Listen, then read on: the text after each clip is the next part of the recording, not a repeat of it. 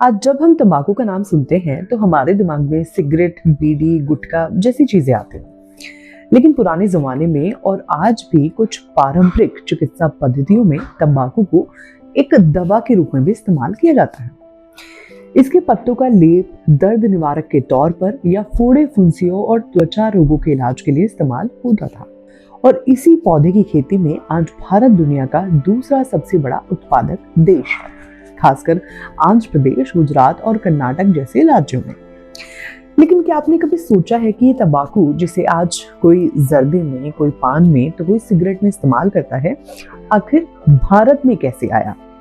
इसकी कहानी जो है वो किसी फिल्मी कहानी से कम नहीं है, जिसमें बादशाह है, शहजादे हैं, तोहफे हैं और है एक दिलचस्प मोड़। लेकिन इससे पहले कि हम कहानी में गोता लगाएं, मैं आपको एक बात बताना चाहती हूँ कि जो ये सारी दिलचस्प जानकारी है वो हमें कहाँ से मिली है। तो ये जानकारी जो हमने ली है वो अनिमेश मुखर्जी की किताब इतिहास की थाली से ली है, जिसे पेंगुइन रैंडम हाउस इंडिया ने पब्लिश किया है, जिसमें 216 पेज हैं और इसकी कीमत जो है वो सिर्फ 299 रुपए है। अगर आपको इतिहास के कुछ ऐसे ही अनसुने किस्से पसंद हैं तो ये किताब जो है वो आपके लिए ही है। तो कहानी शुरू होती है साल 1604 से। बादशाह अकबर बीमार थे। इसी टाइम पर जो अकबर के तीसरे और सबसे छोटे बेटे शहजादे दानियाल का निकाह बीजापुर के आदिल शाह की बेटी से तय हो गया था। और उसी समय मिर्जा असद बेग बीजापुर से मिले तोहफों के साथ सीकरी पहुंचे थे। और इन्हीं तोहफों में थी एक अजीब सी चीज, हुक्का। उस जमाने में तंबाकू को एक मेडिसिन यानी हर मर्ज की दवाई के तौर पर देखा जाता था। ये तंबाकू जो है वो पुर्तगालियों के जरिए भारत पहुंचा था और बीजापुर में ये उन लोगों के साथ आया था जो हज से लौटे थे। तो जाहिर है बादशाह अकबर के सामने भी इसे पेश किया गया। उन्होंने 2-4 कश लिए और उन्हें जोर से खांसी आ गई। अकबर ने इसके बाद तंबाकू को कभी हाथ नहीं लगाया। लेकिन अब इस कहानी में एक ट्रेजिक मोड़ आता है।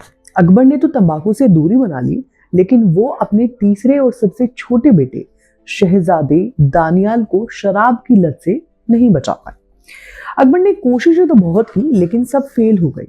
और इस तंबाकू वाली घटना के कुछ ही टाइम बाद सिर्फ 32 साल की उम्र में दानियाल की मौत जो है वो शराब के दुष्प्रभावों के कारण हो गई। अब बेटे की मौत का सदमा जो है वो बहुत गहरा था और इसके कुछ ही समय बाद बादशाह अकबर की भी मौत हो गई।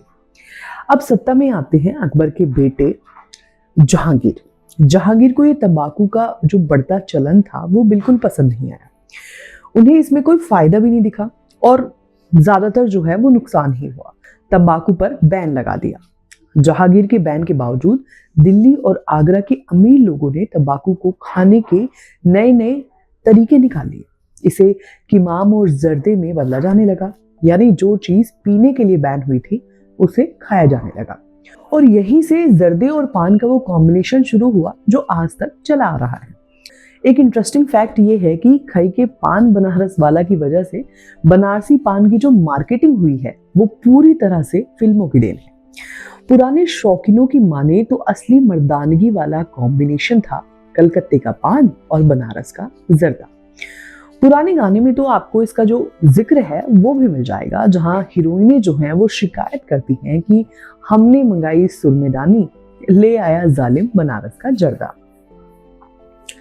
तो दोस्तों, इस कहानी से हमें क्या पता चलता है कि कैसे एक चीज जो दवा के रूप में आई थी धीरे धीरे कैसे एक जानलेवा शौक में बदल गई। और आज की सच्चाई तो और भी खतरनाक है। लेटेस्ट रिपोर्ट बताती है कि आज दुनिया भर में लगभग 1.5 अरब लोगों को तंबाकू की लत है। और अगर हम सिर्फ अपने देश की बात करें तो भारत में हर साल तंबाकू से जुड़ी बीमारियों के कारण करीब 13.5 लाख लोगों की मौत हो जाती है। अकबर के कश से शुरू हुई ये कहानी आज लाखों घरों के उजड़ने की वजह भी बन चुकी है।